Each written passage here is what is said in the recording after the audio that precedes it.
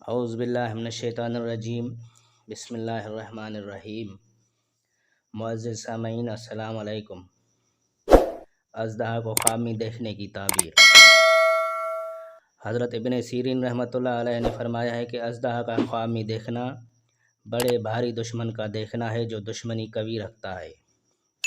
اگر کوئی شخص خواب میں دیکھے کہ وہ اژدہا پالتا ہے تو دلیل ہے کہ بزرگوں سے ملے گا، اور اگر کوئی شخص خواب میں دیکھے کہ وہ اژدہا سے جنگ کر کے اس پر غالب آ گیا ہے تو دلیل ہے کہ دشمنوں سے لڑے گا اور آخرکار دشمن کو زیر کرے گا۔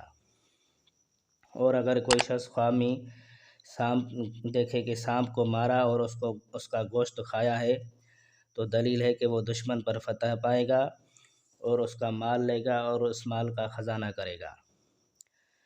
حضرت جابر مغربی رحمۃ اللہ علیہ نے فرمایا ہے کہ اگر کوئی شخص خواب میں دیکھے کہ سانپ نے اس کو کھایا ہے تو دلیل ہے کہ دشمن سے خوف ہوگا اور دشمن اس کو ہلاک کرے گا۔ اور اگر کوئی شخص خواب میں دیکھے کہ اژدہا کی پشت پر بیٹھا ہے اور وہ اژدہا اس کے تابع فرمان ہے تو دلیل ہے کہ بہت بڑا دشمن اس کا تابع دار ہوگا اور اس کے سب کاروبار انتظام سے ہوں گے۔ تو معزز سامعین، یہ تھی اژدہا کو خواب میں دیکھنے کی تعبیر۔ مزید ایسی ویڈیوز کے لیے، خوابوں کی تعبیر کے لیے ہمارا channel Mudassar T V 1 subscribe کریں، اور ویڈیوز پسند آئیں تو لائک کریں۔ ملتے ہیں اگلی ویڈیو میں۔ خدا حافظ۔